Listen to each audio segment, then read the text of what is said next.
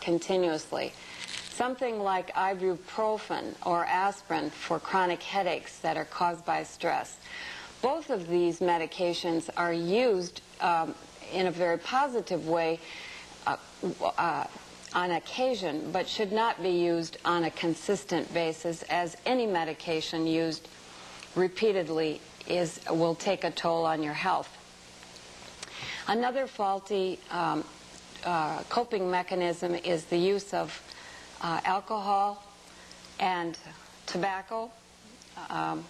If those are used in the short run, might seem to resolve your stress, but in the long run will take a toll on your health. I have some suggestions for some healthy coping strategies. One might be listening to some good music. Got a CD that of favorite songs can do a lot to reduce your stress. Reading something inspiring. I happen to be reading this book right now. It's called A Cup of Comfort, and it's a pick-me-up. It's short little stories that are inspirational and always feel good when I come away from having read one of those. Another book, it would be some meditation, prayer, or some source of inspiration, such as this devotional that I'm in the midst of reading right now. Helps make me feel more at peace.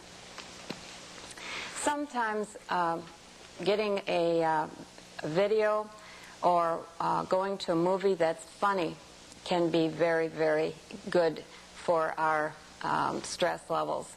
One of the things is that humor has been documented repeatedly, and laughter to be a real stress reducer. Pet therapy. I don't know that I'd choose a mouse for a pet, but a dog, a cat, any other kind of pet have really positive ways to help us with stress. They're funny, and they're able to love us unconditionally, and if that works in your home setting, can help reduce stress. Another thing might be use of one of these squeeze balls, muscle reducers, or using pillows against a wall, or something that's harmless in order to reduce muscle tension. How about excuse me, riding a bike, or playing racquetball, tennis, swimming? Any of those physical activities can reduce stress and also provide a lot of good exercise. Vitamins, going along with lots of fruit and vegetables. Fruit and vegetables, if you remember from the food guide pyramid, we're to be having up to 5 to 6 servings a day for a healthy, nutritious diet. This happens to be an example of aromatherapy.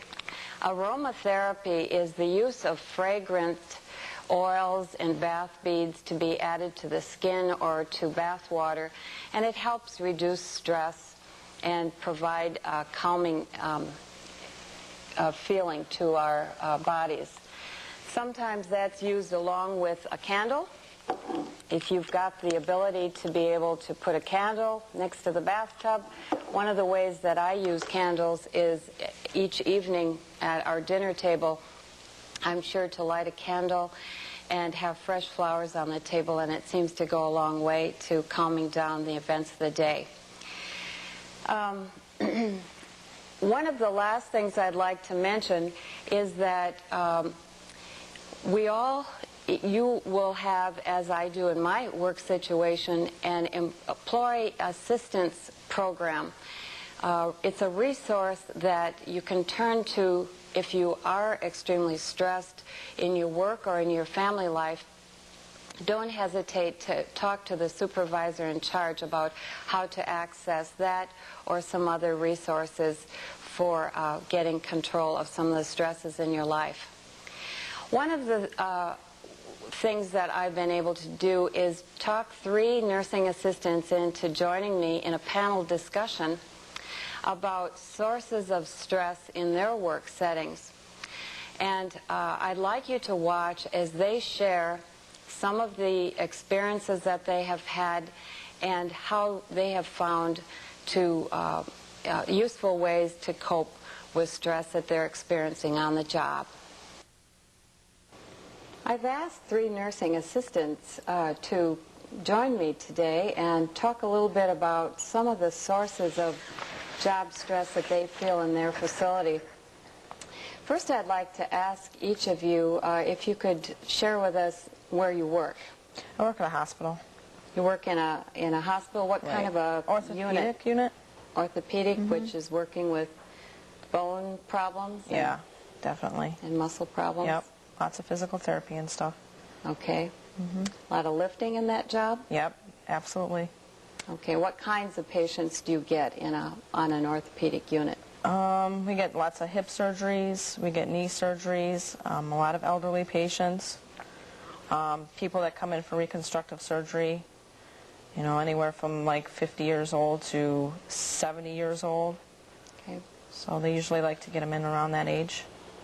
Probably a lot of back surgery? Oh yeah, we do have, yep, we have lammies, yep. Okay. And how about you? Nursing home, and I work on the Alzheimer's unit. Okay, so you're working with the majority of the patients are disoriented and Yes. demented?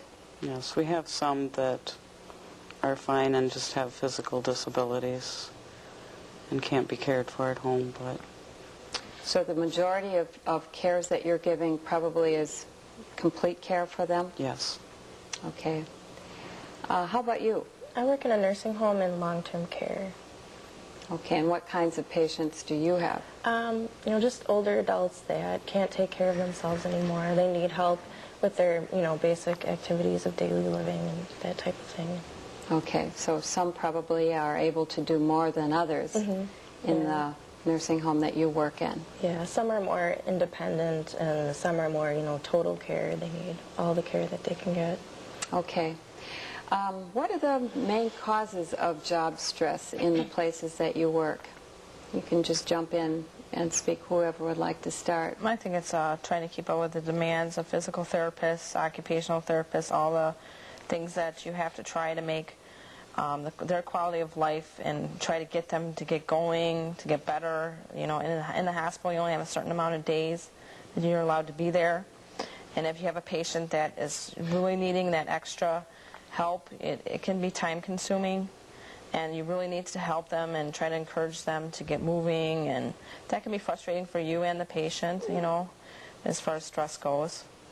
Are sometimes patients wanting to give up and just Absolutely. stay in bed? And what do you do in that situation? Just try to encourage them as much as you can. You can't force these people, but you can just try to encourage them and let them know that they are in charge of their destiny and that they need to take charge of their health. Okay. What are sources of stress in your work setting? Shortage of staff and just always being asked to work overtime. It's real hard to say no sometimes, but it's something you need to do to be able to reduce your stress. Okay. Is it quite common that you're short-staffed in your facility? Quite a bit it has been. Okay. And there's just not enough people to get everything done that needs to be done. Okay. How about you? I'd say the physical nature of the work is very stressful. You know, many of the residents require a lot of assistance, and they're not able to bear weight, and it gets really exhausting. Even if you use good body mechanics, there's still, you know, it's a lot of lifting. And Because a lot of the patients that you care for aren't able to bear weight or stand and right, do a lot of that activities by themselves, huh? right. How do you know? Does your body give you signals that you're under a particularly good deal of stress? And if so, what are some of the ways that you're aware of that? You definitely get tired. You get more tired when you're under a lot of stress? Yep. You want to spend a lot of time in bed? Yeah, And put your head under the covers absolutely. and just Just want to avoid... go and sit down and say forget it. Okay. That's true. Just the frustration you feel from within.